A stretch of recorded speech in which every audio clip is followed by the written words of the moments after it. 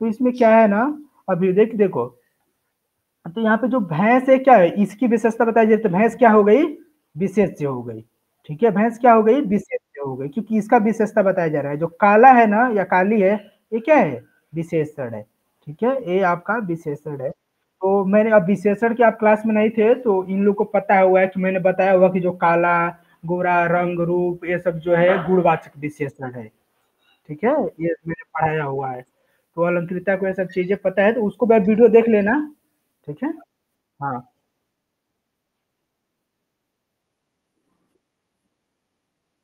हाँ। हाँ। ठीक है। हाँ, और दूसरा जो क्वेश्चन है, राष्ट्रीय कवि किसे कहा जाता है, तो इसका आंसर था मैथिली शरण गुप्त। आपने गलत कर दिया था ये, तो ये प्रेमचंद क्या है, गलत है। ठीक है, इसका आंसर कौन सा है, मैथिली शरण गुप्त। ठीक है, रामधारी से दिनकर को भी कहीं कहीं दिया जाता है, लेकिन एग्जैक्टली अगर एग्जाम में है तो मैथिली शरण गुप्त करना है। हाँ, मैथिली शरण गुप्त। तो यहाँ पे आप देखो, राज तरंगिणी के लेखक कौन है, राज तरंगिणी के लेखक आपने सही लगाया हुआ था, राज तरंगिणी के लेखक कल्हण है। हाँ, इन्होंने संस्कृत की ये बुक है, इन्होंने लिखा हुआ है राज तरंगिणी। तो ये टेस्ट में आया था। अब देखो, ऊन निराश करो मन को, ये मैंने क्लास में पढ़ाया हुआ था, कौन किसने कहा है, तो बाकी सब लोगों को पता हुआ था, लेकिन आपने क्लास में ही लगाया हुआ था, आप नए आए थे तो इसलिए आपको गलत हो गया था। अब तो ये क्या है, मैथिली शरण गुप्त ये कहे होंगे। ठीक है, नरहून निराश, जरूरी नहीं है। टेस्ट वैसा होता है जो सीएचएस के एकदम पैटर्न पे आता है। ठीक है, तो लेकिन बस बात है कि सीएचएस में 100 क्वेश्चन आते हैं और 2 घंटे टाइम रहता है। तो अभी हम लोग 100 क्वेश्चन नहीं किए, 100 क्वेश्चन का भी टेस्ट होगा, तो अभी 50 क्वेश्चन आए हैं और 1 घंटे का टेस्ट था। ठीक है, तो 50 का मतलब एवरेज तो पता लग ही जाता है कि आप कितनी तैयारी आपकी कैसी है। तो क्योंकि टेस्ट हम लोग पहले विक्स हो रहा है, पढ़ाए गए से कोई टेस्ट का मतलब नहीं है, लेकिन अब आधा से 50% से ज्यादा सिलेबस पढ़ा दिया गया है। ठीक है, आपने पीडीएफ नोट्स वो सब देखा होगा, आपको मिला हुआ है ना सारा पीडीएफ नोट्स जितना था, 35-40 पीडीएफ जो भी होंगी, सारे सब्जेक्ट। हाँ, तो उसको सारा पढ़ लेना। ठीक है, उसने कहा था कि लेखक है, तो एक कविता है, उसने कहा था, मतलब एक कहानी है, उसके लेखक कौन है, चंद्रधर शर्मा गुलेरी। तो आपने, आपका ये सही है, आपने सही किया हुआ था, चंद्रधर शर्मा गुलेरी। और उसके बाद जो क्वेश्चन था आपका, मैथ का स्टार्ट हो रहा था इसमें, the additive inverse of 3/4 is. तो एडेटिव इनवर्स मैंने इन लोग को बताया है, इन सबको पता है। तो मैंने बताया था कि एडेटिव इनवर्स क्या होता है, तो कोई नंबर है, ठीक है, नंबर है और plus additive inverse of that number. ठीक है, तो जो नंबर और उसका एडेटिव इनवर्स जो होता है ना, उसका जोड़ने पर क्या आना चाहिए, जीरो आना चाहिए। ठीक है, जो नंबर है उस नंबर का माइनस में कर दोगे ना, तो वही उसका एडेटिव इनवर्स आ जाएगा। जैसे कोई पूछेगा कि 5 का एडेटिव इनवर्स बताओ, तो 5 में आप क्या जोड़ोगे कि जीरो आ जाएगा, तो 5 में आप -5 जोड़ोगे तो जीरो आएगा कि नहीं आएगा, आएगा ना। 5 का एडेटिव इनवर्स क्या हो जाएगा, -5। तो 3/4 में आप क्या जोड़ोगे कि जीरो आ जाएगा, तो -3/4। ठीक है, ये वाला सही हुआ था। ये जो आपने किया हुआ है 3/4 का 3/4 ही आपने क्यों कर दिया था। एक होता है मल्टीप्लिकेटिव इनवर्स, होता है मल्टीप्लिकेटिव इनवर्स होता है, उसमें क्या करते हैं ना, न्यूमरेटर का डिनोमिनेटर कर देते हैं, डिनोमिनेटर का न्यूमरेटर कर देते हैं, उल्टा कर देते हैं। क्योंकि कोई नंबर है और उसका मल्टीप्लिकेटिव इनवर्स का मल्टीप्लिकेशन क्या होना चाहिए, 1 आना चाहिए। ठीक है, जैसे कोई बोला कि 2/3 का मल्टीप्लिकेटिव इनवर्स क्या होगा, तो 2/3 का मल्टीप्लिकेटिव इनवर्स क्या हो जाएगा, 3/2 हो जाएगा। क्योंकि 2/3 में 3/2 को आप अगर गुणा करते हो तो क्या आ जाएगा, 1 आ जाएगा, आ जाएगा कि नहीं। रेसिप्रोकल, हाँ। 6 का मल्टीप्लिकेटिव इनवर्स आप बताओ, 6 का मल्टीप्लिकेटिव इनवर्स क्या हो जाएगा, 1, 1/6। हाँ, गुड। तो ऐसे मैंने ये सारी चीजें पढ़ाया गया है, तो मैं इसीलिए जल्दी में इसको डिस्कस कर दे रहा हूँ। देखो, अब ये वाला क्वेश्चन था एचसीएफ ऑफ, तो ये देखो, ये वाला क्वेश्चन सब लोगों ने किया था, आपका भी ये सही है। तो हमें अच्छा लगा कि आपने ये सही किया हुआ था। तो जिसको एचसीएफ का मतलब पता रहेगा, एलसीएम का मतलब पता रहेगा, वो कर लेगा। तो इसके लिए कैलकुलेशन में नहीं करना है, इसको तो देखते देखते कोई वन आंसर लगा देगा। ठीक, तो इसको पता है। तो एचसीएफ का आपको नाम पता है ना, एचसीएफ का मतलब होता है हाईएस्ट, हाईएस्ट कॉमन फैक्टर। ठीक है, हाईएस्ट कॉमन फैक्टर। तो इन सब में ऐसा फैक्टर बताना है ना जो हाईएस्ट हो और सब में कॉमन हो। तो कॉमन फैक्टर होने का मतलब क्या है, सबको डिवाइड करे तो सब में डिवीजन चला जाए एग्जैक्टली। ठीक है, डिवाइड हो जाए। तो वो देखो, तो एचसीएफ जो होता है ना, तो कितना भी कोई बड़ा नंबर है तो जो एचसीएफ होता है ना, जो इन सब जितने पेयर्स में जो नंबर रहेंगे जिनका एचसीएफ बताना है, उसमें छोटे वाले नंबर के या तो बराबर होगा, नहीं तो उससे भी छोटा होगा। ठीक है, उससे बड़ा कभी नहीं होगा। ठीक है, जैसे देखो, आप हम आपसे बोल रहे हैं यहाँ पर दो नंबर है, दो है और 7 है और 9 है। देखो, इन तीनों का एचसीएफ निकालना है ना, तो आंख बंद करके बोलो कि इसका जो एचसीएफ होगा, या तो दो होगा या तो दो से छोटा होगा, दो से बड़ा नहीं होगा। क्यों नहीं बड़ा होगा? क्योंकि जो हाईएस्ट जो यहाँ पर कॉमन फैक्टर है ना, तो कॉमन फैक्टर तो सबका होना चाहिए। तो दो से आप बड़ा करोगे तो दो को कैसे कॉमन फैक्टर मतलब कैसे हो पाएगा? नहीं, नहीं कर पाएगा, वही बात बोल रहे हैं।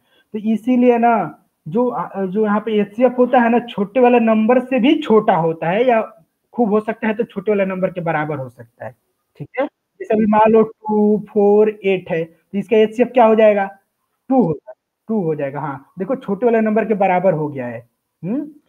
हाँ, तो जो एचसीएफ होगा ना, ये छोटे वाले नंबर के बराबर होगा या उससे भी छोटा होगा। तो इस केस में देखो, इसमें सबसे छोटा नंबर 7 था, तो ये दोनों तो ऐसे ही नहीं होंगे, नहीं, क्योंकि ये 7 से बड़े हैं, छोटे वाले से भी छोटा होना चाहिए, नहीं तो उसके बराबर।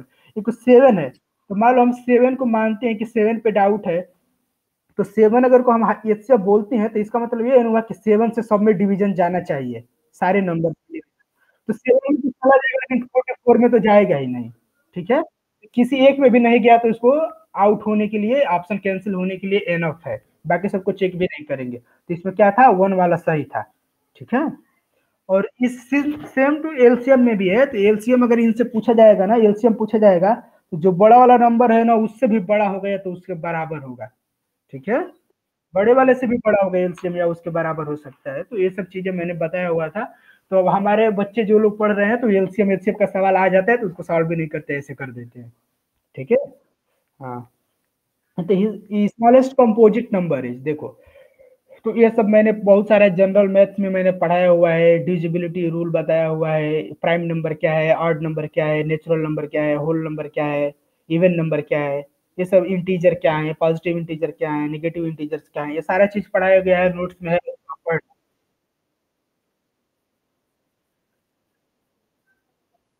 हाँ, तो स्मॉलेस्ट कंपोजिट नंबर क्या है? तो कंपोजिट नंबर का ये मतलब होता है ना कि दो से ज्यादा फैक्टर होंगे। ठीक है, कंपोजिट नंबर क्या होते हैं? Having more than two factors, having more than more than two factors. ठीक है, टू फैक्टर्स, टू फैक्टर्स। ठीक है ना, मतलब टू मतलब टू, दो से ज्यादा फैक्टर होना चाहिए, TWO, ये टू नंबर नहीं।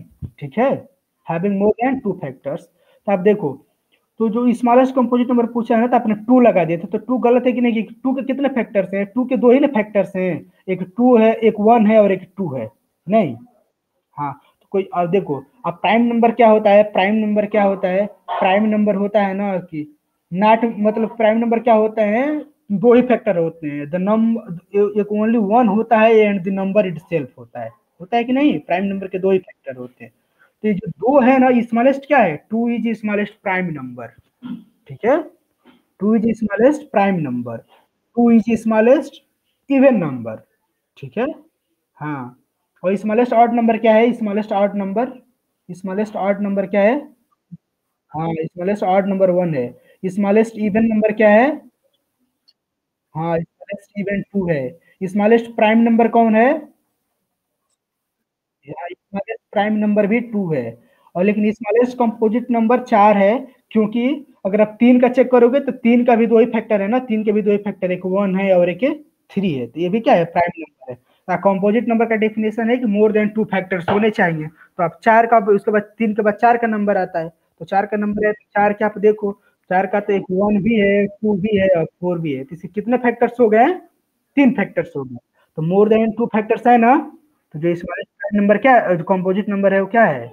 चार है। ठीक है, हाँ, तो आप बहुत दिन से वहाँ पे कमेंट करते थे यूट्यूब पे, मैं बार बार बोलता था व्हाट्सएप ग्रुप में आ जाओ, मैसेज कर दिए तो आपको ऐड करा दिए होते, तो आप कितना अब तक सीख गए होते। ठीक है, तो चलो कोई बात नहीं। ये वाला जो एक्सप्रेशन है, the value of x in the below expression in, ठीक है, ठीक है, इमेज वाला था तो ऐसे हो गया। तो यहाँ पे क्या था, ये वाला जो है 5x minus 11 equal to 3x plus 9। ठीक है, 3x मल्टीप्लीकेशन नहीं है, क्या है 3x। ठीक है, तो यहाँ पे इन लोग को मैंने बताया हुआ है कि x वाला है तो x के साथ x वाला को घटाओ, इधर लाओ।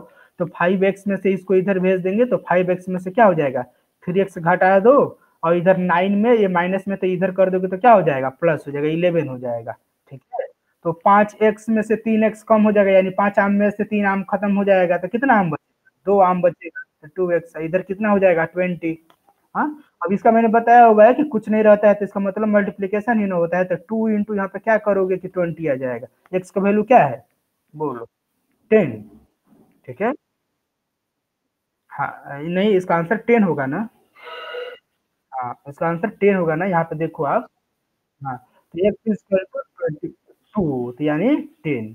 ठीक है, 2 1 जा 2, 2 2 जा 10, 12 20, तो क्या हो जाएगा, इसका 10 आंसर था। ठीक है, हाँ, तो maximum exterior angle possible for a regular polygon is, तो maximum exterior angle possible for a regular polygon is, आप बताइए मैक्सिमम एक्सटीरियर 180 डिग्री, सही है। हाँ बताइए कैसे होता है एक्सटीरियर एंगल।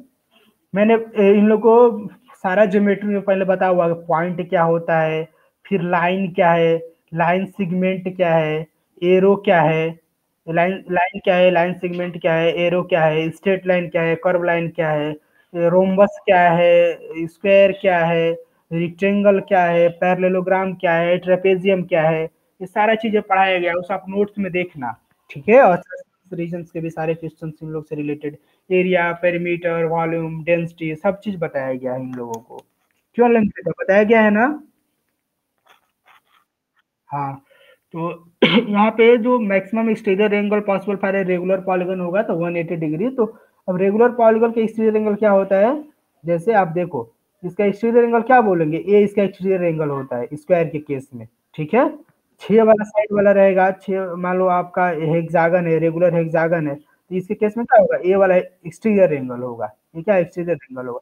तो 180 कब होगा, जब पूरा जब सर्कल हो जाएगा ना, जब इनफाइनाइट साइड्स आ जाएंगे, तो ये वाला जो होगा ना, ये वाला 180 हो जाएगा। ठीक है, यहाँ पे तो ये वाला इस केस में 180 वाला आंसर सही था। तो ये तो थोड़ा आप लोग के हिसाब से थोड़ा टफ था, लेकिन आप लोगों ने सही किया हुआ है, अलंकृता को सही की हुई है, मैंने क्लास में भी समझाया था तो काफी हमें अच्छा लगा। ठीक है, ये क्वेश्चन 12th में भी आता है, ये क्वेश्चन कठिन था। हाँ, अब देखो मैंने प्रीपोजिशन पढ़ाया हुआ है, तो प्रीपोजिशन का आप वीडियोस देखना, नोट्स देखना, तो ये वाला का प्रीपोजिशन एंड आर्टिकल्स का मैंने बहुत अच्छे से पढ़ाया हुआ है, आप उसको पढ़ लोगे 4 से 5 क्वेश्चन हमेशा आता है, आर्टिकल्स प्रीपोजिशन का एक भी क्वेश्चन गलत नहीं करोगे। आप उसका वीडियो देख लेना और क्लास के नोट्स देख लेना। ठीक है, 30-40 पेज का वो नोट्स है या वीडियो है 1 घंटे का, तो उसको देख लेना। तो कैट जंप तो मैंने बताया हुआ कि कोई अगर स्पीड के साथ आएगा ना तो उसके साथ इन नहीं लगेगा, इनटू लगेगा। ठीक है, हाँ, तो कैट जंप इनटू बास्केट, यहाँ पे क्या हो जाएगा, इनटू होगा स्पीड के साथ के लिए। मैंने on on above below under below, फिर on into in into since for, above below, फिर ये सारी चीजों का मैंने बाई इन विद, ये सारे चीजों का मैंने बताया हुआ है, सब में क्या डिफरेंस है। ठीक है, हाँ वो वीडियो देख लेना, आप नोट्स पढ़ लेना, तो आपको लगेगा कम से कम, देखो 2 महीने पढ़ाई हुआ तो आपको कम से कम 20 दिन आपको लगेगा पूरा पढ़ने के लिए, 20 दिन आपको पूरा कवर हो जाएगा। उसके बाद अगले टेस्ट में आपको थोड़ा दिक्कत होगा, उसके अगले वाला टेस्ट में आप खुद आप कॉन्फिडेंट हो जाओगे और अच्छे से करने लगोगे। ठीक है, हाँ, ये अभिषेक यादव है सर, मैं टेस्ट नहीं दिया था क्योंकि सर बहुत इंपॉर्टेंट वर्क था। आज पढ़ाई से कोई अगर जिसके पास इंपॉर्टेंट वर्क है तो पढ़ने के लिए ना आए, क्योंकि हमें नहीं लगता है, क्योंकि पढ़ाई से भी कोई ज्यादा इंपॉर्टेंट वर्क है। आप छोटे हैं ना, आप घर के लिए कुछ करने तो गए नहीं होंगे, आप छोटे हैं, आप 5th अभी क्लास में पढ़ रहे हैं, आप 6th में अभी आप जाएंगे, तो कोई आपसे ये थोड़े बोलेगा कि आप गाय को चारे पे लगा दो और खेत का पानी चला दो, ये सब तो कोई नहीं बोलेगा ना। तो आप इम्पोर्टेंट, बीमार उमार आप रहते हो तो नोट्स तो कोई बात नहीं है, उसके लिए अच्छा है, नोट्स आपको मिलता है डेली, और ये सब जो चीजें हैं वीडियोस भी मिल जाता है, तो और टेस्ट वोस्ट का भी सब होता है। ठीक है, तो ये सब चीजें हैं, अब पेपर हर बार होता है, डिस्कस किया जाता है। यहाँ पे जो लोग पढ़ रहे हैं सबका सिलेक्शन तो पक्का है, मैं सबका सिलेक्शन पक्का है, ये है कि बस मतलब टॉप करो आप लोग, ठीक है? अच्छे नंबर लाओ। ये अभी अनिकेत अनिकेत अनिकेत तुम्हारे 38 मार्क्स, कितने कम मार्क्स क्यों आए थे तुम्हारे?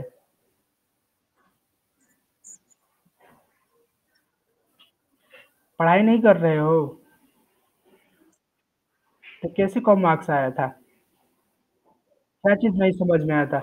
हाँ, सबसे अच्छा बात क्या है अभ्युदय, आप रात में, दिन में, भोर में, कभी भी, चौबीसों घंटा में आप कभी भी पढ़ रहे हो, आपको कोई डाउट आया ना, तो लाइव तो रोज चलता है, आपको कोई डाउट आया ना, तो आप केवल उसका फोटो भेज दो, ठीक है?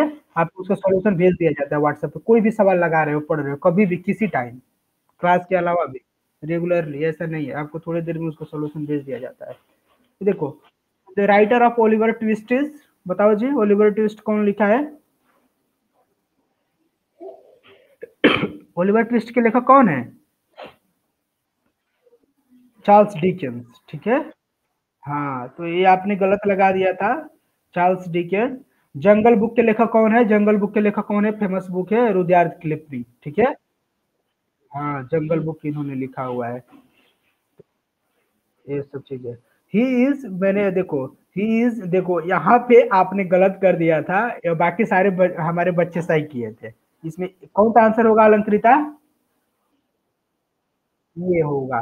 हमारे सारे बच्चे सही किए थे, आप जो गलती किए थे। तो यहाँ पे एन नहीं होगा, कि आर्टिकल प्रीपोजिशन पढ़ा, मैंने बताया हुआ ना कि देखो, आप पढ़े हो ना कि ए, ई, आई, ओ, यू रहेगा तो एन लगता है, आप यही ना पढ़े हो?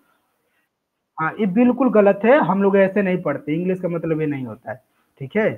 देखो, एन इज यूज, लिख लो यहाँ पे, मैंने लिखवाया उसमें देख लेना, an is used when word, when word begin with vowel sound, ठीक है?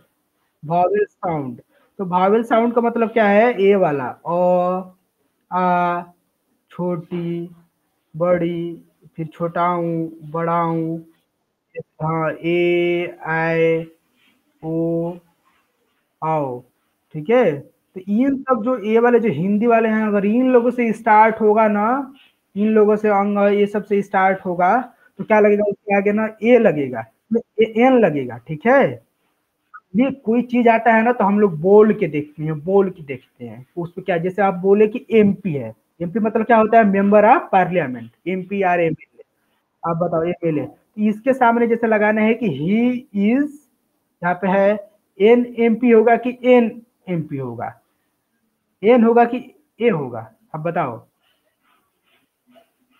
एन होगा, क्यों? क्योंकि एमपी आप लिखो, एमपी को हिंदी में लिख के देख लो, या मन में बोल के देखो कैसे लिखते हो, एम पी, ऐसे बोलोगे ना, एमपी। इसमें क्या आ गया है? ए आ रहा है, ए आ रहा है, तो भावल साउंड से आ रहा है, इसके आगे क्या लगेगा? एन एमपी लगेगा, एन एमएलए लगेगा। अभी आप यूरोपियन है तो यूरोपियन लिखो, यू रो, इतना से मतलब है, तो इसमें क्या आ रहा है? पहले यारा ये आ रहा है, तो जो य है कॉन्सोनेंट है कि भावल है हिंदी में? क्या है? कॉन्सोनेंट से, व्यंजन, हाँ व्यंजन है, इसके साथ क्या लगेगा? यहाँ पे ए लगेगा, ठीक है ना आप? यूरोपियन। यूनिवर्स बताओ, देखो यूनिवर्स है, यूनिवर्स के सामने क्या लगेगा? ए लगेगा, ए लगेगा, ठीक है? तो आज से ए और एन कहाँ लगाना है, फिर मैंने ये भी बताया कि द कहाँ लगेगा, फिर आर्टिकल्स प्रीपोजिशन का पूरा पढ़ना है, इससे बार बार 5-6 क्वेश्चन आता है, उसमें इतना अच्छा से मैंने पढ़ाया हुआ कि वो पूरा क्वेश्चन कर लोगे, ठीक है? तो फिर यहाँ पे देखिए, व्हाइट लाइट कंसिस्ट ऑफ, ये बहुत अच्छा था, कंसिस्ट ऑफ 7 कलर्स, मैंने बताया हुआ था कि consist of, round of, addicted होता है ना। तो देखो, देखो एक और देख लो, ही इज, ये भी इसी का है, प्रीपोजिशन का, ही इज एडिक्टेड, फिर यहाँ पे ब्लैंक है, यहाँ पे अल्कोहल है, इज एडिक्टेड, यहाँ पे 4 ऑप्शन है, ऑफ है, दूसरा ऑफ, एक टू है, फिर यहाँ पे ऑन है, एक और मान लो चौथा कुछ और ऑप्शन है, इसमें कौन सा सही है?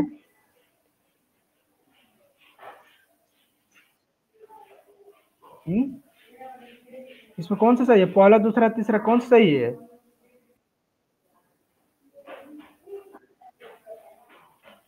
कौन बोल रहा है? पहले पहले कौन बोल रहे हैं?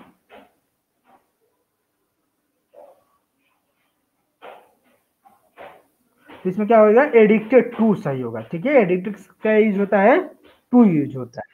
हाँ, दूसरा सही है। ही इज एडिक्टेड, अल्कोहल का आदि नहीं, मतलब हिंदी में नहीं बोल के देखना, इंग्लिश अलग चीज है। तो he is addicted to alcohol, ठीक है।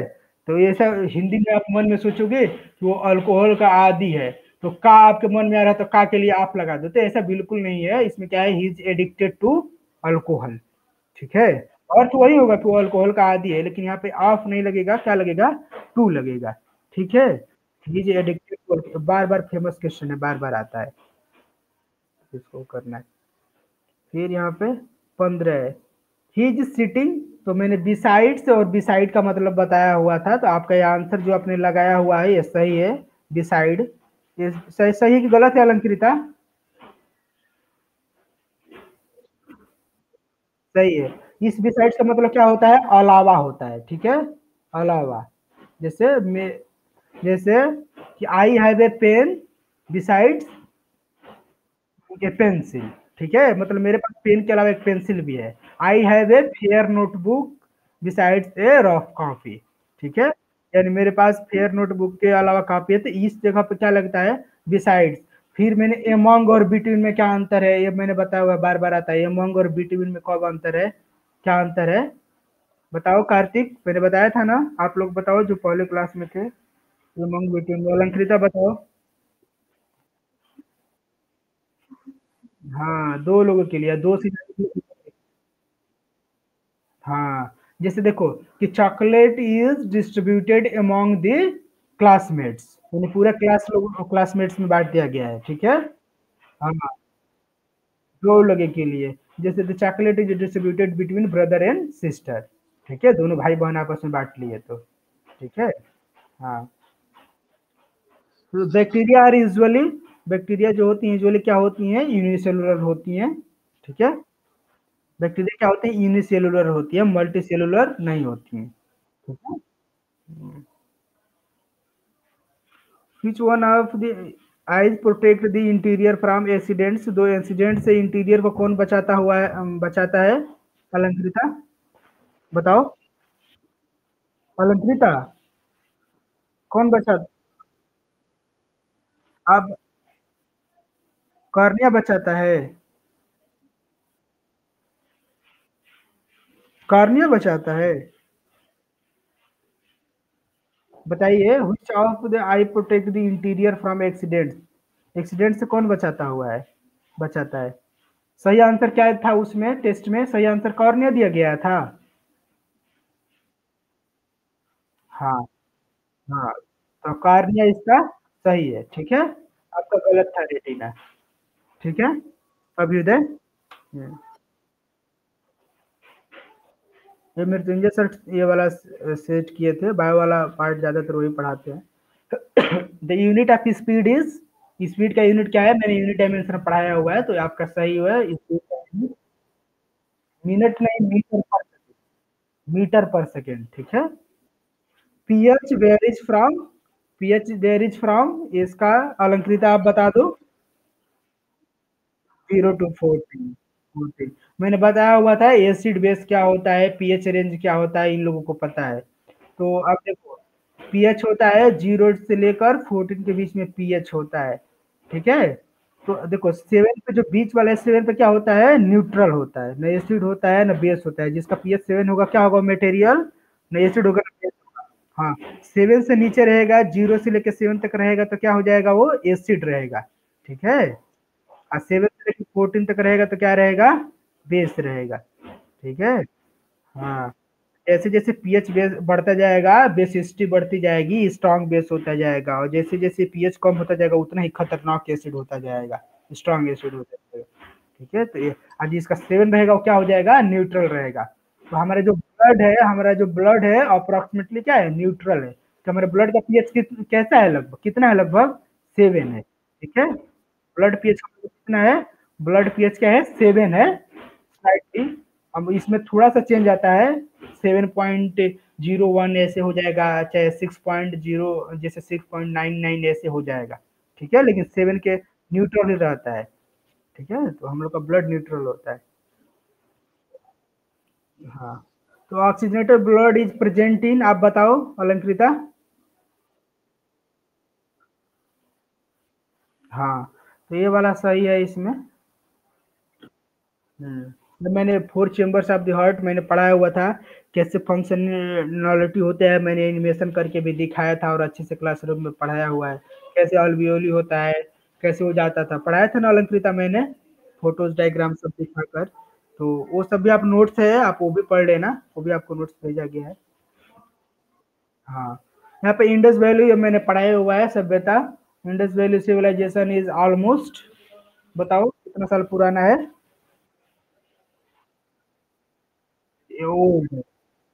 हाँ, तो ये जो था ये गलत है, ये पहला वाला सही है क्योंकि देखो, जो है ना मैंने कैलेंडर पढ़ाया हुआ है, तो मैंने बीसी और एडी मैंने पढ़ाया हुआ है, तो रियल में वो कितना है?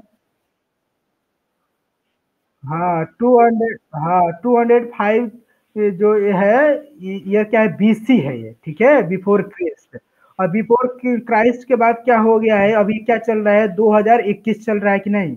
हुँ? बीसी क्या होता है? बीसी मतलब कब होता है? जो ईसा मसीह का जो जन्म हुआ है ना, जीसस क्राइस्ट का जन्म हुआ उससे पहले का जो डेट है, तो तब क्या लिखा गया था? इसमें लिखा होता है ना कि Indus valley civilisation is a civilisation which was मतलब एग्जिस्टिंग ड्यूरिंग द ऐसे बोला जाता है ना कि 2500 शताब्दी ईसा पूर्व का है, बोलते हो ना? बीसी में है। इसमें होता है तो 2520 में यानी क्या है? जो ईसा मसीह के जन्म से 25 साल पहले, ठीक है? और आज डेट ईसा मसीह के जन्म के बाद वाला आज वाला डेट मैंने कैलेंडर का टाइमलाइन पढ़ा हुआ है, तो यहाँ पे क्या चल रहा है ये? 2021 चल रहा है, तो ये 2021 साल ए और 2500 साल ए, यानी कि लगभग कितना हो जाएगा? 45 100 ईयर्स ओल्ड हो गया कि नहीं? आज के डेट से यहाँ तक का, ठीक है? हाँ, हो गया लगभग, तो ये वाला था। हाँ, गोल्डन फाइबर्स रेफर्स टू, तो गोल्डन फाइबर्स किसको बोला जाता है जी? रूट, जूट, जूट को गोल्डन फाइबर बोला जाता है, ठीक है? जो रेयान है इसको क्या बोला जाता है? मैंने बताया हुआ अलंकृत बताओ, रेयान को क्या बोला जाता है? आर्टिफिशियल सिल्क, आर्टिफिशियल सिल्क है, हाँ आर्टिफिशियल तो है लेकिन क्या है? सिल्क है, आर्टिफिशियल सिल्क है। और जो नेचुरल जो सिल्क है, सिल्कवर्म वाला कीड़ा वाला जो मलबरी लिप्स पे होता है, वो सब मैंने पढ़ाया हुआ है, पढ़ाया है कि नहीं? फिर जो नायलॉन है, नायलॉन क्या है? ये भी आर्टिफिशियल है, ये बहुत स्ट्रांग होता है, ठीक है? ये भी क्या है? आर्टिफिशियल है, ठीक है? कॉटन किस सॉइल में होती है? मैंने बताया कॉटन के लिए सबसे अच्छा सॉइल कौन सा है? ब्लैक सॉइल में कॉटन होता है। हाँ, तो ब्लैक सॉइल में कॉटन के लिए, फिर शुगर केन के लिए सब मैंने पढ़ाया हुआ है कि कहाँ पे कॉटन ज़्यादा होता है, किस कंट्री में चावल ज़्यादा होता है, किस कंट्री में गेहूँ ज़्यादा होता है, किस कंट्री में मक्का ज़्यादा होता है, किस कंट्री में चाय ज़्यादा होता है, किस कंट्री में कॉफ़ी ज़्यादा होता है। इन सबको ये सारी चीज़ें पता है, मैंने सब चीज़ पढ़ाया हुआ है। क्यों ललित पता है ना? चाय सबसे ज़्यादा कहाँ होता है बताओ? इंडिया में। कॉफ़ी सबसे ज़्यादा कहाँ होता है बताओ? हाँ, देखो इसको पता है सब चीज़ ब्राज़ील, फिर गेहूँ सबसे ज़्यादा यहाँ होता है? व्हिच अमेरिका में, हाँ, यूएसए। ये चावल सबसे ज़्यादा कहाँ होता है? राइस या पैडी कहाँ होता है? चाइना में। ठीक है? चाइना में सबसे ज़्यादा चावल होता है। तो ये सब जो चीज़ें हैं, आप लोगों को दे और याद करना है। मैंने ये रबी क्रॉप्स, खरीफ क्रॉप्स, जायद क्रॉप्स ये सारी चीज़ें मैंने पढ़ाया हुआ है, ठीक है? ए, हाँ, सॉइल प्रोफाइल, ब्लैक सॉइल क्या होता है, बेड रॉक क्या होता है, ह्यूमस क्या होता है, सारी चीज़ें पढ़ाया गया है, सब चीज़। तो हॉर्टिकल्चर मीन्स मैंने बताया गया था ना, हॉर्टिकल्चर क्या होता है अलंकृता? वेजिटेबल, वेजिटेबल्स, हाँ, तो हॉर्टिकल्चर होता है। हनी बी को क्या बोलते हैं आप बताओ? हनी बी वाला जो फार्मिंग क्या बोलते हैं उसको? एपीकल्चर बोलते हैं कि नहीं? बताया था ना मैंने, एपीकल्चर। हॉट फार्मिंग नाम का कोई चीज़ नहीं होता है, ठीक है? जो रेजिन फार्मिंग वाला होता है, जो कीड़ों वाला जो होता है, वो जो सेरिकल्चर वाला है कि नहीं? मैंने बताया हुआ था। तो ये सब जो चीज़ें अब यहाँ पे अब क्या आ गया था आपका, ये हाँ, कोविड-19 आउटब्रेक्स इन कोविड-19 जो 2019, तो थोड़ा भी इसमें दिमाग लगाना था इसमें, क्योंकि जो कोविड-19 इसका नाम क्यों पड़ा हुआ है अभ्युदय? क्यों नाम पड़ा है इसका 19 अभ्युदय? क्योंकि 2019 में स्टार्ट हुआ है, ठीक है? इंडिया में आया 2020 में, लेकिन स्टार्ट कब हुआ है? चाइना में 2019 में स्टार्ट हो गया, 2019 के दिसंबर में स्टार्ट हो गया था, ये दिसंबर में, पहला केस दिसंबर में मिल गया था, इसीलिए इसका नाम तो कोविड-19 पड़ा हुआ है। दिमाग लगाना चाहिए ना, इसीलिए दिया गया था। Childrens under the age are prohibited from any kind of labour, तो बाल मजदूर, हाँ, 14 साल से कोई छोटा बच्चा है तो उसको कोई मजदूरी पे काम पे नहीं रख सकता है, ठीक है? नहीं तो रखोगे तो जेल जाओगे। तो फिर मैथ्स का क्वेश्चन था, if a number A is divided by another number B, gives a quotient q and leaves a remainder c, then the relationship between a b c and q is, तो ये सही है ना? If a number A is divided by another number B and give a quotient Q and leave a remainder C, तो क्या होता है? क्या होता है? A इक्वल टू क्या होता है? बी क्यू प्लस सी, ठीक है? A इक्वल टू क्या होता है? बी क्यू प्लस सी। हाँ, तो ये वाला नहीं होता है यहाँ पे, जो यहाँ पे डिवाइजर जो होता है, divisor into quotient plus remainder equal to dividend होता है ना?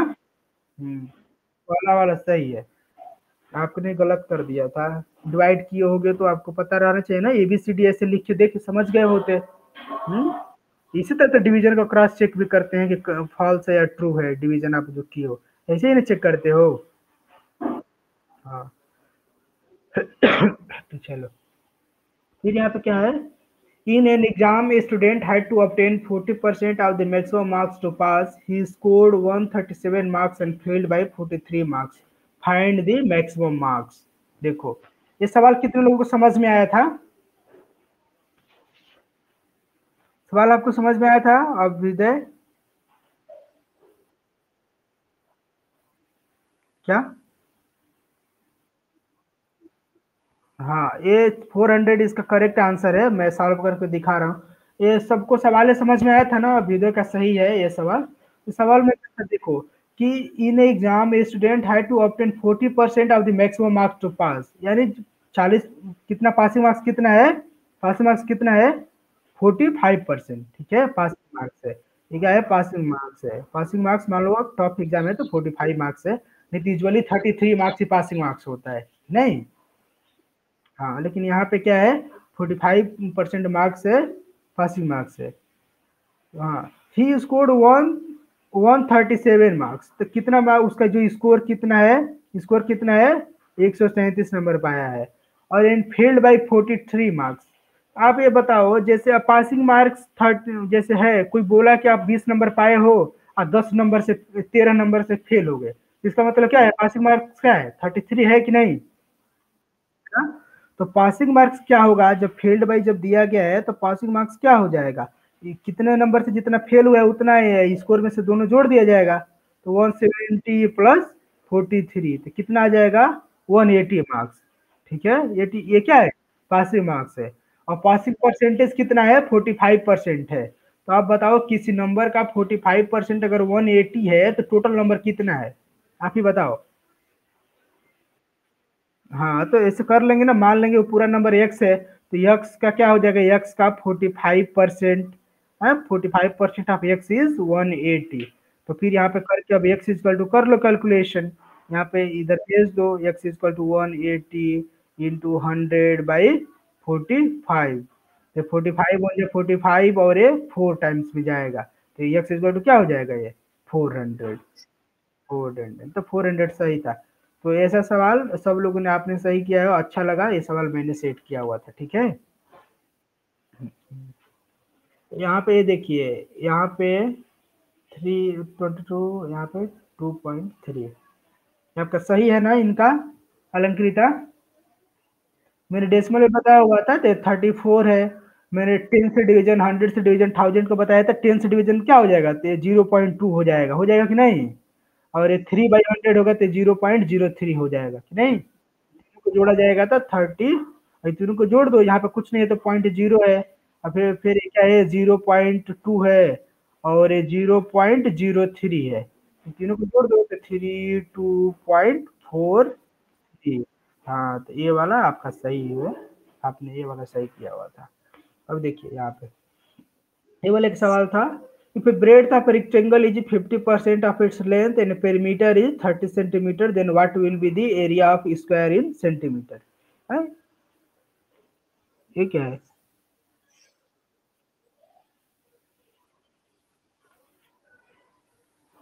हाँ, what will be the area in square centimetre. हाँ ठीक है, ठीक है, स्क्वायर सेंटीमीटर में पूछा गया है एरिया, ठीक है। तो क्या बोला गया है, एक रेक्टेंगल है, एक रेक्टेंगल है, तो इसमें क्या बोला गया है ना, रेक्टेंगल पूरा पेरीमीटर इसका कितना है, पेरीमीटर इस रेक्टेंगल का कितना है, कितना बोला गया है, सवाल देखो और बताओ।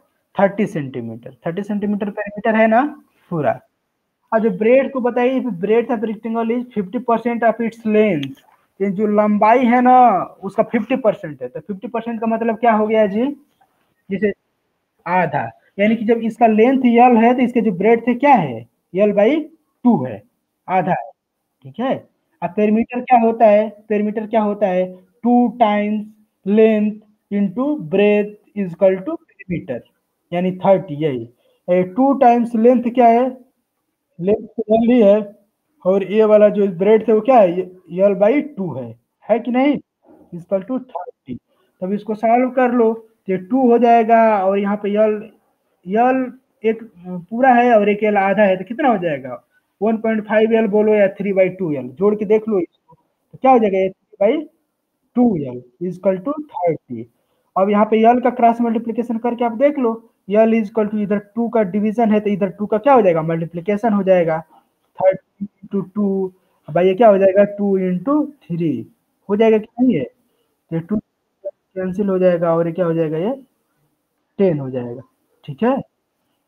तो क्या पूछा गया है, तो आपका लेंथ आ गया 10, लेंथ कितना आ जाएगा 10, तो ब्रेड क्या हो जाएगा, इसका आधा है, यल/2 है, तो कितना हो जाएगा 5, और एरिया इक्वल टू क्या होता है, आप ही बताइए, area equal to length into, तो 10 × 5 50, इसमें कौन सा ऑप्शन सही था अभ्युदय, 50, ठीक है। तो आप ऐसा वाला है तो हाँ ऐसा था, अब आप क्लास में रहते तो पूरा समझ में आता, आप नए आए हो ना। चलो, तो स्मॉलेस्ट प्राइम नंबर इज, आ गया, स्मॉलेस्ट प्राइम नंबर इज 2। फिर example of A first class lever is, बताओ इसमें कौन सा टाइप है, सीजर फर्स्ट क्लास। तो सर ने पढ़ाया हुआ है first class lever, second class lever, ये मृत्युंजय सर बताए थे, तो ये वाला भी एक सवाल आपका फर्स्ट क्लास सीजर है। Thermal power station runs on, thermal power लिखा गया यहाँ पे देख रहे हो ना, थर्मल पावर लिखा गया है, ये क्या होगा, कोल होगा इसका आंसर, ठीक है। विंड से क्या चलता है, विंड मिल्स चलती है, विंड से क्या चलता है, विंड मिल्स। हाँ, वाटर से क्या चलता है, जिनको क्या बोला जाता है, उसको हाइड्रो इलेक्ट्रिक स्टेशन बोलता है, क्या, हाइड्रो इलेक्ट्रिक स्टेशन होते हैं जहाँ पे हाइड्रो इलेक्ट्रिक बनती है, ठीक है, स्टेशन, स्टेशन होते हैं। तो अब जो यूपी, जो उत्तर प्रदेश में जो आता है, जितनी भी बिजली आती है तो उसमें दोनों आता है, कोयले से भी बिजली बनाया जाता है, पानी से भी बनाया जाता है, ठीक है। थर्मल पावर प्लांट्स भी हैं और हाइड्रो पावर प्लांट्स भी हैं, इनको हाइड्रो पावर प्लांट्स भी बोला जाता है, इनको क्या बोला जाता है, hydro power plants, plants. Hydro का मतलब होता है, हाइड्रो का मतलब ही होता है पानी, मैंने कितना बार पढ़ाया हुआ है, ये मैंने 4 डोमेन्स ऑफ द अर्थ भी पढ़ाया हुआ है, हाइड्रोस्फीयर, लिथोस्फीयर, एटमॉस्फेयर और बायोस्फीयर, ये सब पढ़ाया हुआ है। फिर मेजर ज्योग्राफिकल फॉर्म्स में पढ़ाया हुआ है, एडाप्टेशंस पढ़ाया हुआ है, सारा वीडियो सब देखो, पढ़ो, रिवीजन करो। चलो, तो आगे वाला इसमें क्वेश्चन देखते हैं। तो pyorrhoea is disease of gums, ये टोटली आपका सही है। हाँ, pyorrhoea is disease of gums, है। तो मैंने डिजीज भी पढ़ाया हुआ है, बैलेंस डाइट, ह्यूमन हेल्थ, हाँ ह्यूमन हेल्थ, डिजीज, ये सब पढ़ाया हुआ है, कौन सा डिजीज कैसे होता है, टीबी बैक्टीरियल डिजीज है कि वायरल डिजीज है, बताइए। ट्यूबरकुलोसिस है बैक्टीरियल डिजीज है, मैंने बताया हुआ है। फिर वैक्सीनेशन क्या है, एंटीबायोटिक्स क्या है, एंटीवायरस क्या है, वैक्सीनेशन क्या होता है, ये सारी चीजें मैंने पढ़ाया हुआ था। वैक्सीनेशन का खोज किसने किया था स्टार्टिंग में? वैक्सीनेशन का खोज कौन किया था? वैक्सीनेशन का खोज कौन किया था? Alexander Fleming. ठीक है, अलेक्जेंडर, एक साइंटिस्ट थे अलेक्जेंडर फ्लेमिंग, तो उन्होंने वैक्सीनेशन का खोज किया हुआ था। ठीक है। तो फिर पास्चराइजेशन मैंने पढ़ाया हुआ था। Pasteurisation is discovered by Louis Pasteur, ये सब एग्जाम में आता है। ठीक है, एक और साइंटिस्ट है पास्चराइजेशन। अलंकृता कहानी बताया था ना लुइस पास्चर वाले, कैसे वो मर गया? हम्म, याद आ रहा है? लुइस पास्चर, अलंकृता, तो लुइस पास्चर कैसे मर गया, कहानी बताया था ना। पास्चराइजेशन ऑफ मिल्क कैसे होता है कि 80 डिग्री सेल्सियस तक हीट करते हैं, फिर उसको कोल्ड करते हैं, फिर रखते हैं उसको प्रिजर्व करके, उसके बाद ज्यादा दिन तक खराब नहीं होता है। इवापोरेशन में क्या इवापोरेशन वेपराइजेशन में क्या अंतर है, ये सारी चीजें मैंने बताया है कि नहीं बताया है? हम्म। हाँ, तो इन सब लोगों को पता है। अभ्युदय आप नए हो तो अभी और रिवीजन होगा, अभी 2 महीने टाइम है ना, बहुत ज्यादा रिवीजन होगा बहुत सारे क्लासेस में। In a early winter morning, we can see drops of water dew on the grass. This is due to condensation. तो evaporation, condensation, vaporization, ए, हाँ कंडेंसेशन है इसका आंसर। फोटोसिंथेसिस मानते हैं, जो प्रोसेस ऑफ मेकिंग जो फूड है प्लांट्स का, वो फोटोसिंथेसिस है। हाँ हाँ हाँ, जो ट्रांसपायरेशन होता है क्या है? Loss of water from plants leaf. ठीक है, loss of water, water from lips, पौधों की जो वाटर साइकिल। हाँ, वाटर साइकिल होता है कि मैंने उसी में पढ़ा है। वाटर साइकिल क्या होता है? पहले क्या होता है? इवापोरेशन होता है, फिर पूरा वेपर बनता है, फिर बादल बनता है, फिर कंडेंसेशन होता है, फिर बारिश होती है। बारिश होती है तो फिर जब मतलब समुद्र में, नदी में, जमीन पे पानी गिरता है, फिर वो पानी वेपराइज होके फिर बादल बनता है, फिर बारिश होती है। तो ये जो साइकिल चलता रहता है इसको क्या बोलते हैं? Water cycle. ये सब मैंने डायग्राम के साथ मैंने अच्छे से पढ़ाया हुआ था, आप पढ़ लेना Abhyuday. Which mineral makes the blood red? तो ब्लड रेड होता है किसकी वजह से होता है? हीमोग्लोबिन के वजह से होता है। तो हीमोग्लोबिन में सबसे ज्यादा क्या होता है? हीमोग्लोबिन में सबसे ज्यादा क्या होता है? Iron and magnesium. ठीक है, उनमें क्या क्या होता है? आयरन और मैग्नीशियम ज्यादा होता है। और भी न्यूट्रिएंट्स होते हैं, कॉपर जिंक सब चीज होता है, लेकिन आयरन और मैग्नीशियम क्या होता है? ज्यादा। हाँ, ठीक है, क्लोरोफिल में भी मैग्नीशियम ज्यादा होता है, प्लांट्स के जो क्लोरोफिल है। हाँ, फिर जो गाजर क्यों होता है रेड कलर का? गाजर में क्या होता है जो रेड होता है, बताइए? गाजर लाल क्यों होता है? कैरेट जो होता है, कैरेट का कलर ड्यू टू, कैरेट का जो कलर होता है किस वजह से होता है? उसमें क्या रहता है? कैरोटीन रहता है। ठीक है, कैरोटीन। हाँ, कैरोटीन रहता है। ठीक है, कैरोटीन पिगमेंट है। फिर जो चुकंदर आपने देखा है ना, लाल रंग का एकदम होता है, चुकंदर। हाँ, तो चुकंदर में जो होता है, चुकंदर में होता है जो, उसमें क्या रहता है? उसमें एक नाम है बीटा कैरोटीन होता है। ठीक है, बीटा कैरोटीन, उसमें भी कैरोटीन है। आपका जो बाल का जो कलर जो होता है, जो ब्लैक होता है, जो हेयर का कलर है, उसमें भी क्या है? हेयर का कलर है, वो भी कैरोटीन है। तो अलग अलग डिफरेंट डिफरेंट कैरोटीन है। ठीक है, केसीन है यार, ये वाला है इसमें। तो डिफरेंट डिफरेंट जो कैरोटीन है अलग अलग कलर के होते हैं। ठीक है, पिगमेंट्स हैं ये सब। तो क्लोरोप्लास्ट मैंने पढ़ाया हुआ है, प्लांट्स वाले में पढ़ाया। तो जो क्लोरोप्लास्ट होते हैं कलरफुल होते हैं, जो क्रोमोप्लास्ट होते हैं ना, उनमें कलरफुल नहीं होते, कलरलेस होते हैं, पढ़ाया हुआ है। तो ये सब मैंने भी, ये सब देखो, capital of Karnataka is Bengaluru या बंगलुरु। हाँ, बंगलोर बोलो या बंगलुरु बोलो, सही है। मुंबई कहाँ का कैपिटल है? मुंबई कहाँ का है? महाराष्ट्र का। ठीक है, महाराष्ट्र का कैपिटल है मुंबई, महाराष्ट्र का। हैदराबाद कहाँ का है कैपिटल? हाँ, अब तेलंगाना का है हैदराबाद। आंध्र प्रदेश का है, आंध्रा का और तेलंगाना दोनों का है। ठीक है, आंध्रा प्लस तेलंगाना का, अभी तक फिलहाल दोनों का कैपिटल है ये। मैसूर कहाँ है आप बताइए? मैसूर कहाँ है? मैसूर कहाँ है? कैपिटल कहीं का नहीं है ये मैसूर कहाँ है? कर्नाटक में ही है। ठीक है, मैसूर कहाँ है? कर्नाटक में ही है। और मैसूर जो टीपू सुल्तान के आपने नाम सुना हुआ है ना? राजा था। हाँ, हैदर अली के बेटे। हाँ, अंग्रेजों के साथ ये सब जो युद्ध हुआ था। तो टीपू सुल्तान हैदर अली के बेटे थे, ठीक है? सुल्तान के बारे में कहा जाता है कि उसने बचपन में शेर को एक ही तलवार में मार दिया था। अभी टीपू सुल्तान की जो तलवार थी, अभी आज भी रखी गई है, आधा टूट गई है, फिर भी उसको सब लोग नहीं उठा पाते हैं। 16 केजी की है, आधा टूटने के बाद भी, ठीक है? हाँ, हाँ, उसकी तलवार बहुत अच्छी थी, बहुत भारी, 50 केजी की थी पूरा, 50 किलो की तलवार ही थी उसकी। Which of the following cities situated at the bank of river Ganga? तो गंगा नदी किनारे तो हाँ, तो सभी इसमें सही था। प्रयागराज मतलब इलाहाबाद, इलाहाबाद।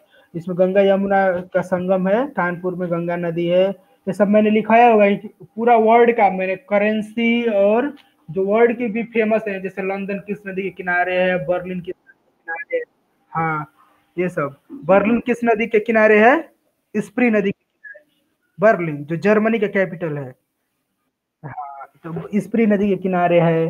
जो काहिरा है, जो मिस्र के जो वो है काहिरा है, इजिप्ट में सिटी है काहिरा, कैपिटल का, किस नदी के किनारे है? नाइल नदी के किनारे है। फिर लॉन्गेस्ट रिवर कौन है? लार्जेस्ट रिवर कौन है? लॉन्गेस्ट रिवर कौन है? लॉन्गेस्ट, लॉन्गेस्ट है नाइल है, नाइल।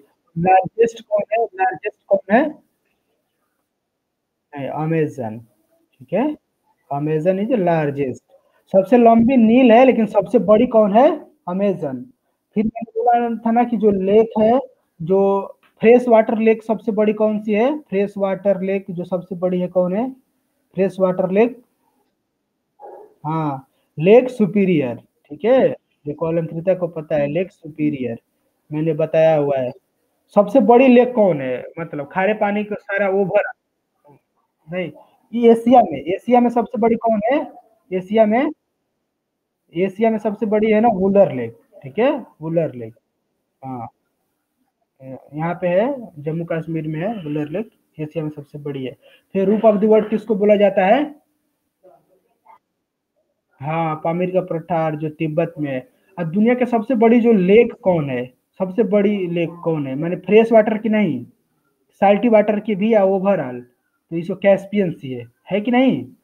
कैस्पियन सी, कैस्पियन सी है, बड़ी लेक है, लेकिन ये साल्टी है, ठीक है? सुपीरियर है, सुपर वाटर मतलब इसमें है फ्रेश वाटर है, इसलिए सुपर वाटर से आप याद कर सकते हो, लेक सुपीरियर, ठीक है? झीलों का देश किसे बोला जाता है? झीलों का देश किसे बोला जाता है? लैंड ऑफ, ये सब मैंने लिखवाया है, लैंड ऑफ लेक्स, झीलों का देश किसको बोला जाता है? फिनलैंड, ठीक है? फिनलैंड को। फिर लैंड ऑफ व्हाइट एलिफेंट, सफेद हाथियों का देश किसको बोला जाता है? थाईलैंड। हाँ, हाँ, ऐसे। वो लैंड ऑफ राइजिंग सन किसको बोला जाता है? उगता हुआ सूरज, जापान। ये सब सारी चीजें मैंने लिखवाया हुआ है, ये सब आपको देखना है। फिर लैंड ऑफ कंगारू किसको बोला जाता है? ऑस्ट्रेलिया। हाँ, लैंड ऑफ कीवी किसको बोला जाता है? लैंड ऑफ कीवीज, कंगा कौन है? क्रिकेट देखते हो? न्यूजीलैंड। हाँ, बोलते हैं ना, न्यूजीलैंड को लैंड ऑफ कीवीज बोलते हैं, कीवी उनको बोलते हैं, ठीक है? और बहुत ज्यादा कीवी होते हैं। तो मैंने, तो कंगारू कीवी ये सब आप लोग ने देखा हुआ है। फिर सुंदरबन डेल्टा, ये सब सुंदरी है, वहाँ पे क्या पाए जाते हैं? मैंग्रोव फॉरेस्ट, मैंने सब चीज मैंने पढ़ाया हुआ है इन लोगों को, ठीक है? ये सब सारा नोट्स पढ़ना। The constitution declares India as a sovereign socialist secular and, बताओ जी, डेमोक्रेटिक रिपब्लिक। ये मैंने कॉन्स्टिट्यूशन का आपको वीडियो नहीं मिला होगा, कॉन्स्टिट्यूशन में मैंने ये सब सारा कॉन्स्टिट्यूशन का 2 घंटे मैंने एक दिन पढ़ाया था, 2 आवर्स की वीडियो है, ठीक है? वो भी वीडियो मैंने पब्लिकली नहीं किया है, वो मैं पब्लिक कर दूंगा आप लोगों को। तो 2 घंटे का वीडियो आप इसको देख लेना, उसका नोट्स है, कॉन्स्टिट्यूशन का नोट्स मैंने भेजा हुआ है आपको। 40 पेज का पीडीएफ है, उसको आप पढ़ लेना, 43 पेज का है अप्रॉक्स। और उसमें 2 घंटे का, तो इन लोग कॉन्स्टिट्यूशन के सारी चीजें पता है, कॉन्स्टिट्यूशन बनाने में कितना टाइम लगा, कौन कॉन्स्टिट्यूंट, हाँ, कॉन्स्टिट्यूंट असेंबली के हेड कौन थे? डॉक्टर राजेंद्र प्रसाद।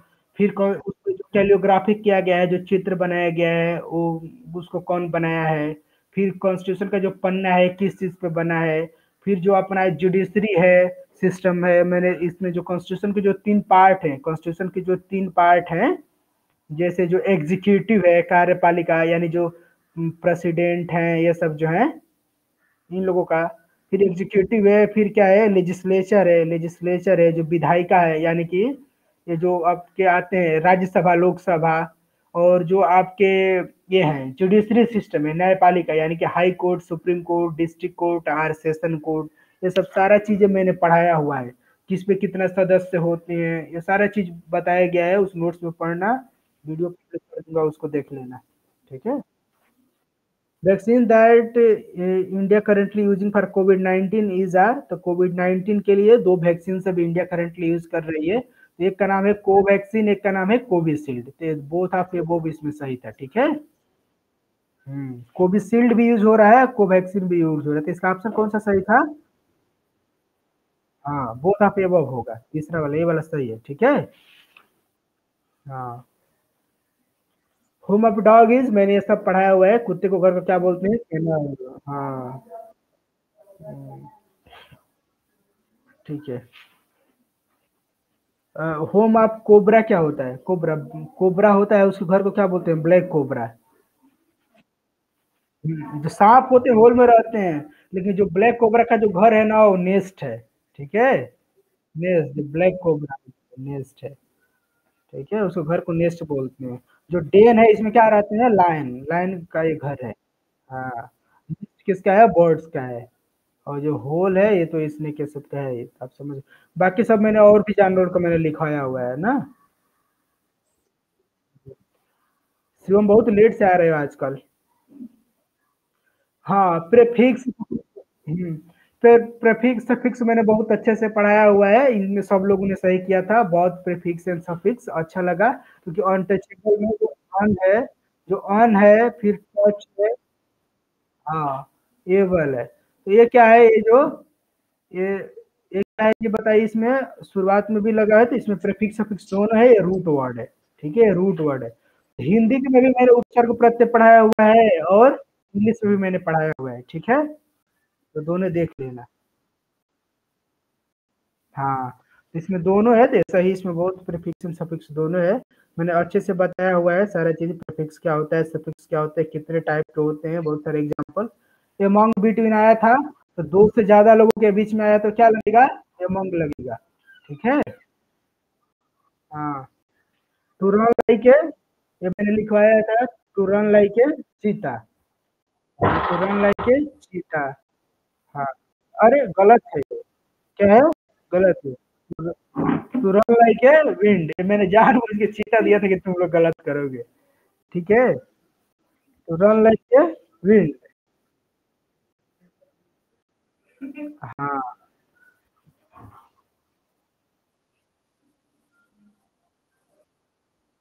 ये देखो, Alice in Wonderland is written by Lewis Carroll. हाँ, लेविस कैराल जो, हाँ, जो सेलोडेनोमा, उन्हीं का नाम था चार्ल्स डॉगसन। ठीक है, चार्ल्स डॉगसन इन्हीं का नाम है, तो इसमें देखो, अगर कोई ऑप्शन नहीं दे तो लेविस कैराल भी सही है, लेविस कैराल भी सही है, लेकिन जो इसका क्या था, choose the most appropriate answer. ठीक है, लेविस कैराल, दिस सेलोडेनम ऑफ चार्ल्स डॉगसन। ठीक है। ये निशा निमंत्रण के लेखक कौन है? बताओ, रात्रि मिलन, निशा मिलन, निशा निमंत्रण के लेखक कौन है? सौरभ। हाँ, तो निशा निमंत्रण के लेखक कौन है? हरिवंश राय बच्चन। बच्चन, मधुबाला, मधुशाला, इन्होंने ही लिखा है। जैसे देखो, ऐसे आता है मधुबाला, मैंने बहुत बार ये सब लिखवाया, बताया है, जो नए हैं उन लोग को दिक्कत हो रहा है। मधुबाला, मधुशाला। हम्म। मधुशाला, फिर निशा निमंत्रण, फिर रात्रि मिलन। रात्रि मिलन। आइए बताओ, कि लहरों से डर कर नौका पार नहीं होती, हिम्मत करने वालों की कभी हार नहीं होती, नन्ही चिट्ठी जब दाना लेकर बार बार जैसे है ना, पर्वत पे चढ़ती है, बार बार फिसलती है। लहरों से डर कर नौका पार नहीं होती, हिम्मत करने वालों की कभी हार नहीं होती। तो कविता कौन लिखा है? हाँ। हाँ, कोशिश करने वालों की कभी हार नहीं होती, हरवंश राय बच्चन, ठीक है? तो सीएचएस में जाओगे ना तो ये कविता पूरा एक बोर्ड पे लिखा गया है, बड़ा-सा बोर्ड पे, हमेशा कई साल से लिखा गया है, वैसे पढ़ा रहता है, तो वहाँ पे जाके पढ़ना, एडमिशन हो जाएगा तो। वहाँ पे लाइब्रेरी है, तेलंग लाइब्रेरी है, उसके सामने लिखा गया है। निम्नलिखित में से कौन से किस विकल्प में सही पुरुषवाचक सर्वनाम है? तो बताइए पुरुषवाचक सर्व ये पहला वाला सही था। इसमें यह, यहाँ और वहाँ है तो क्या है जी? यह क्या है? यह संकेतवाचक है कि नहीं? इसमें यह था, इसमें पुरुष कहाँ है? यह वो, ये मैंने पढ़ा है, सब पढ़ा ना, इसमें हम तुम वे होगा, ये सब गलत नहीं करना है आगे से। सौरभ, आपने एग्जाम नहीं दिया था? सौरभ नाम से आपका कितना नंबर आया था? हाँ चलिए कोई बात नहीं, तो आगे से पढ़िए, ठीक है? आगे से अच्छा नंबर आएगा। सारा नोट्स रिवीजन कर रहे हो ना?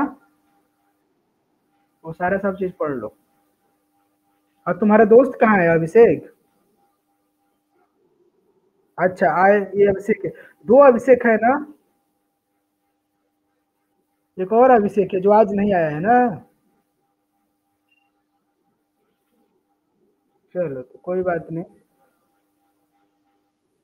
ये कनक कनक पे सोगनी मैंने पढ़ाया हुआ है, मादकता अधिकाय या खाए बहुराय जग या पाए बहुराय, ये मैंने पढ़ाया हुआ है ना? कौन सा अलंकार है अलंकृता? आप बताओ कौन उपमा बोला?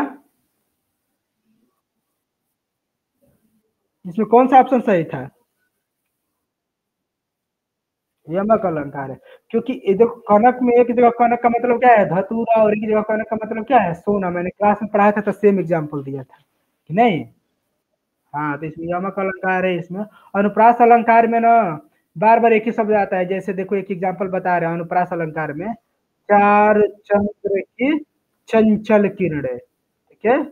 चंचल किरणें, किरणें खेल रही थी जलथल में, तो देखो इसमें च आया है कि नहीं बार बार? इसमें क्या है? अनुप्रास अलंकार। तो मैंने पढ़ाया हुआ है ना शब्द अलंकार, अर्थ अलंकार, वीडियो भी पढ़ा हुआ है उस पे, सब देख लेना। हाँ, चोरों ने चोरों ने चोर को मारा, तो इसमें दोनों सही है, कर्ता और कर्म दोनों वाला ऑप्शन सही है। दोनों में से जो कोई लगाया था, नंबर काटा गया है ना, तो आपका एक नंबर बढ़ गया, अलंकृता का 44 नंबर, ठीक है? अलंकृता का 44 नंबर। इसमें दोनों में से जो कोई किया था, दोनों आपका कितना था पहले?